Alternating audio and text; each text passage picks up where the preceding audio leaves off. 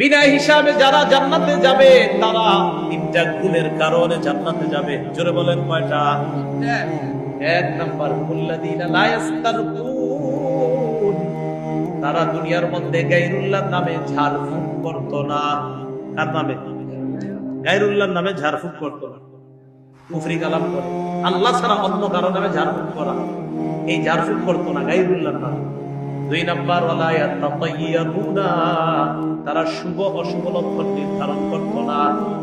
সকালবেলা দরজার মধ্যে মাথা ভারী লাগছে, আজকে সারাটা দিন যে কেমন যায়, এই যে শুভ লক্ষণ অশুভ লক্ষণ নির্ধারণ করছে। বাসে সকালবেলা ভারী লাগছে, আজকে সারাদিন খবর আছে, অশুভ লক্ষণ নির্ধারণ করছে। একজনের সাথে সকালবেলা ধাক্কা লাগছে, ও তোর সাথে ধাক্কা লাগছে, হয়েছে আজকে আমার, এই অশুভ লক্ষণ নির্ধারণ করছে। এটা সকালবেলা দোকানদারের কাছে আসছে, আইসা এক কেজি পোলাও চাউল দেয়, বাড়িতে মেহমান আসছে, তো দিছি।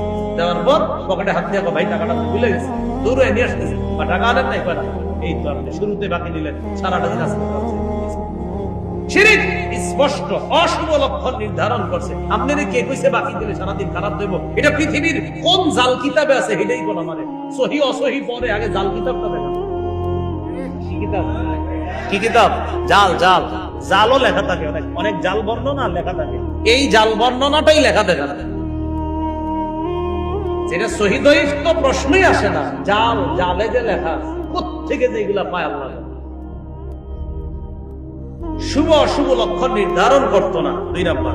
তিন নাম্বার, ওয়া আলা রাব্বিহিম ইয়াতাওয়াক্কালুন, তারা আল্লাহর উপর ভরসা করত। তাহলে কয় গুণ? তিন গুণ। এক নাম্বার, লা ইস্তারফুনা, গায়রুল্লাহর নামে ঝাড়ফুঁক করতো না। দুই নাম্বার, ওয়ালা ইয়াতাতায়্যারুনা, শুভ অশুভ লক্ষণ নির্ধারণ করতো না। তিন নাম্বার, আলা রাব্বিহিম ইয়াতাওয়াক্কালুন, এরা আল্লাহর উপর ভরসা করত। এই তিনটা স্পেশাল গুণের কারণে বিনা হিসাবে তাদের ঠিকানা জান্নাত। এর মানে আপনারা আবার এই তিনটা থেকে বিরত থাকলেন। কথার কথা, আপনি ঝাড়ফুঁক গায়রুল্লাহর নামে ঝাড়ফুঁক করলেন না, আপনি সব শুভ অশুভ লক্ষণ নির্ধারণ করলেন না, আর আল্লাহর উপরে ভরসা, সব ঠিক আছে, আবার পাঁচ ওয়াক্ত নামাজ পড়েন। এরকমটা কিন্তু বিষয় না, সব ঠিক থাকতে হবে, ঠিক রাইখা এগুলা আপনি আর কি বেঁচে আছেন। এগুলা বিষয়টা হলো এই, আল্লাহ বুঝার তৌফিক দান করেন। রাসূলুল্লাহ সাল্লাল্লাহু আলাইহি ওয়াসাল্লাম বলেন, ডান পাশের দরজাটা দিয়ে যে উম্মত যাবে, দরজার কপাট কত বড় জানো? আল্লাযী নাফসি বিয়াদিহি, আল্লাহর শপথ, আল্লাহ মা বাইনাল মিসরাইনি মিন মাসারি'i আবওয়াবিল জান্নাহ, জান্নাতের একটা দরজার দুই পাশের কপাটের দূরত্ব কামা বাইনা মাক্কা ওয়া হিমিয়ার,